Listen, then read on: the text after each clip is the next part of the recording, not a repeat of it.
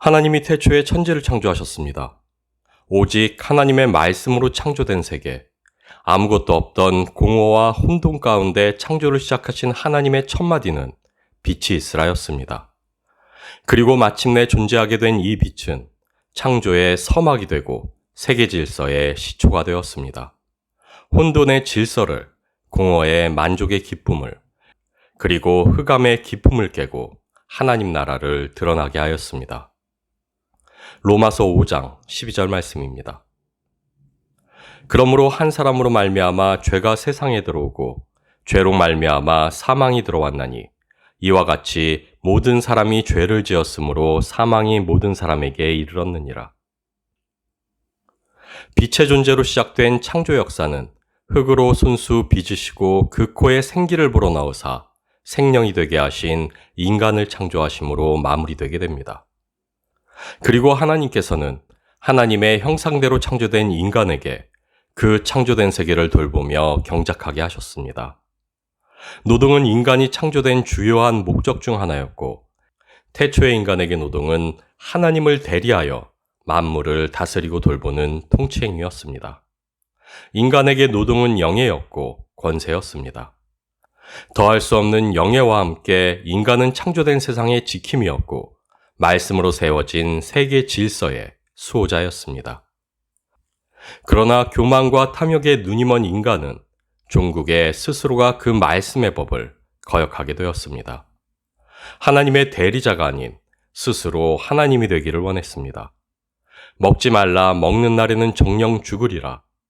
이 말씀은 빛이 있으라 하심에 빛이 있었던 그 말씀과 마찬가지로 세계를 지탱하고 유지케 하는 절대적인 하나님의 법이요 질서였습니다. 그렇게 말씀의 불순종은 단순한 반항이나 위반이 아닌 하나님이 창조하신 세계와 그 세계의 질서를 부정하는 반역이었습니다. 하나님을 거부하고 대항하는 치명적인 죄였습니다. 인간의 불순종은 죄를 불러왔고 죄는 생명이신 하나님과의 단절을 불러오게 되었습니다. 그리고 마침내 생명의 근원과 단절된 세계는 죽음만이 남게 되었습니다. 죄가 세계를 지탱하는 질서가 되었고 죽음이 세계를 다스리는 권세가 되었습니다. 죄와 죽음 아래 인간은 죄의 종으로 살다 죽음으로 멸망하는 세계의 근심이자 슬픔이 되었습니다. 고린도 후서 5장 17절 말씀입니다.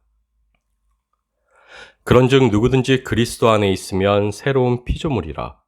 이전 것은 지나갔으니 보라, 새 것이 되었도다. 말씀으로 창조된 세계, 하나님의 통치 아래 존재하던 세계는 완전했습니다. 그러나 인간의 타락과 함께 세계도 타락했고 썩어짐의 종노릇을 하게 되었습니다.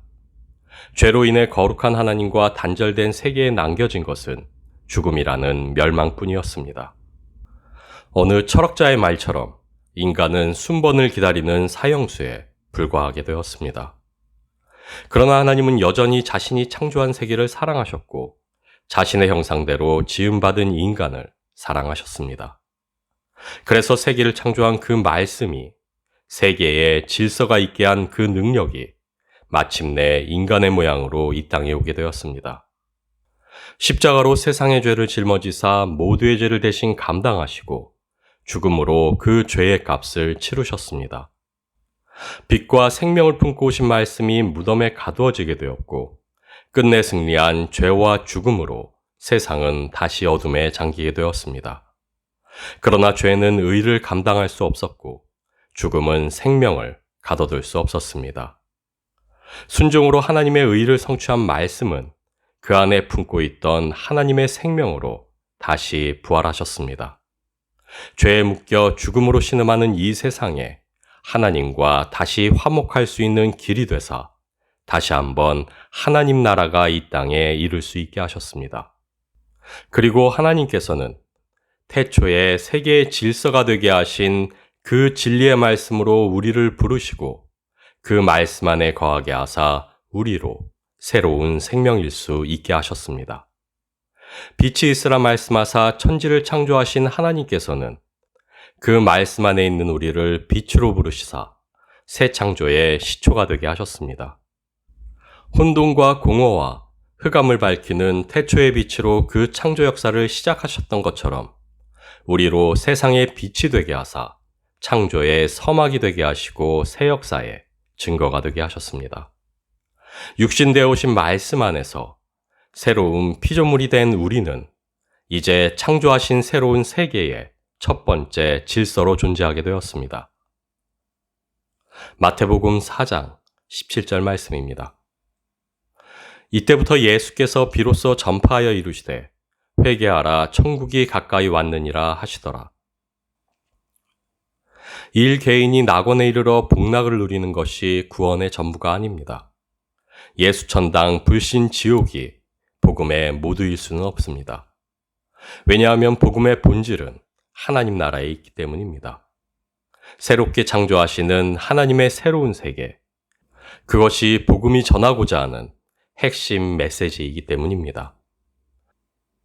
그리스도 예수 안에서 우리를 새롭게 하심으로 하나님의 새 창조는 시작되었고 우리는 그 창조 세계의 처음이 되었습니다. 그래서 성경은 우리를 단지 하나님의 자녀요 그 나라의 백성이라 칭하는 것을 넘어 그분의 거룩한 나라라 일컫습니다. 하나님이 새롭게 하신 피조물로서 창조하신 새로운 세계로 존재하며 창조하신 새로운 세계를 살아가는 것, 그것이 바로 우리의 구원입니다. 세상은 목표를 세우고 그것을 쫓아 이루는 삶이야말로 의미요 성공이라 말합니다.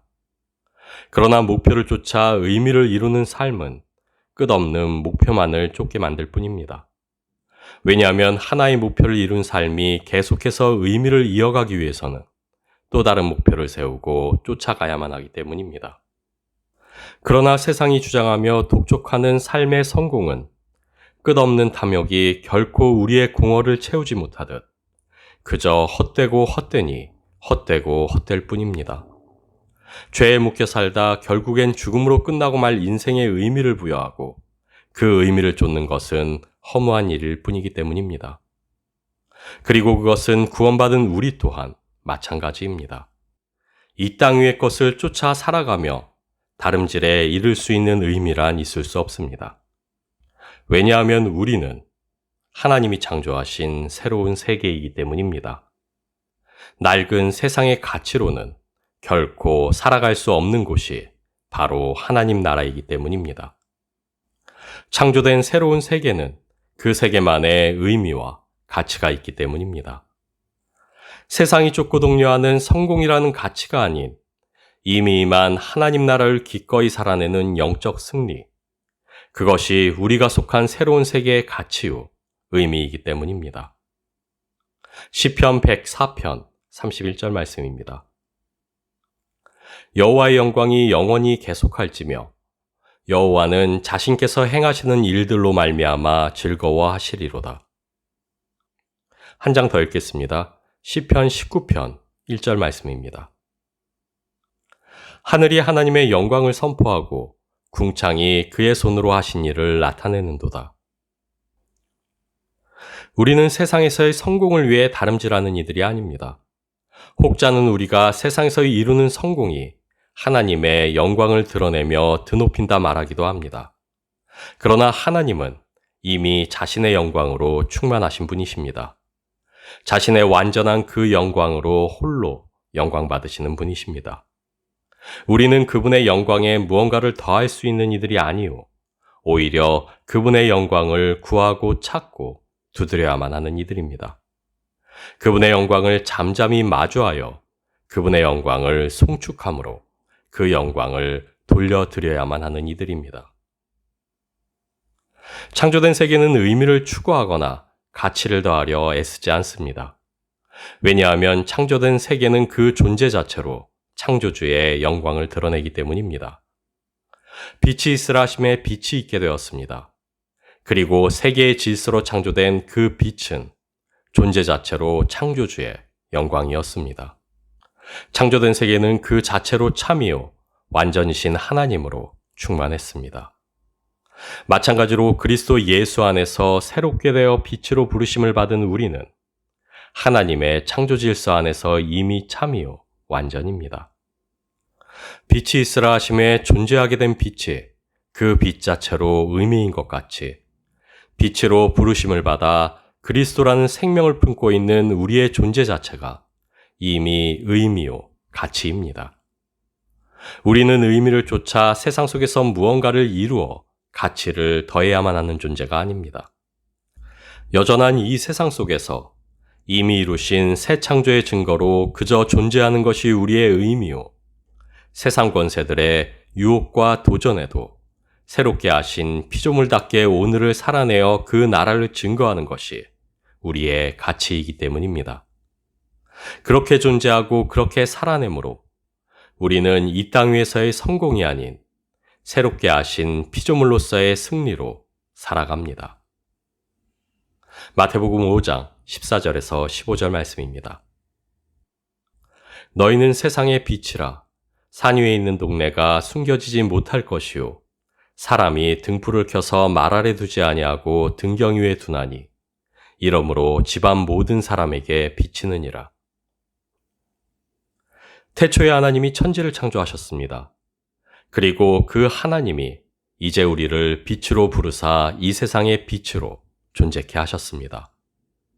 하나님이 말씀으로 세계를 창조하셨고 그 창조가 어떠한 흠도 없는 완전 무결한 창조였음을 믿는다면 말씀이 육신되어 오신 예수 그리스도를 통해 세상에 빛으로 세움받은 우리 자신들 또한 어떠한 흠도 없는 하나님 창조의 일부임을 우리는 믿어야만 합니다. 빛이 있으라 하심에 빛이 있었고 우리는 시작된 창조의 서막이요 그 역사의 확실한 증거들입니다. 우리는 이미 임한 하나님 나라요 새로운 나라의 질서로 살아가는 새로운 피조물들입니다. 새롭게 창조된 하나님의 완전한 세계, 그것이 바로 우리입니다. 이 세상을 쫓아 세워 이루는 목표는 더 이상 우리 삶의 의미일 수 없습니다. 모두가 흠모하는 세상의 성공이 우리를 더 가치 있게 하지도 못합니다. 새롭게 하신 세계의 질서 안에 있는 우리의 존재가 그리고 그 존재로서 살아내는 우리의 삶 자체가 우리에겐 의미요 가치입니다. 새롭게 하신 생명답게 존재하는 것, 하나님을 마주하고 그 나라의 법을 쫓아 그 세계의 질서로 살아내는 것, 그것이 우리의 의미이고 가치이며 우리가 살아내야만 하는 구원입니다. 주의 사랑으로 서로 사랑하십시오. 유일한 그 세계의 법을 쫓아 하나님을 마주하며 그분의 나라를 살아가십시오. 이 땅 위에서의 고단한 삶, 이 세상에서의 초라한 나로 낙심치 마시고 오직 구원으로 살아 놀라운 새 창조의 증거로 오늘도 존재하며 승리하십시오.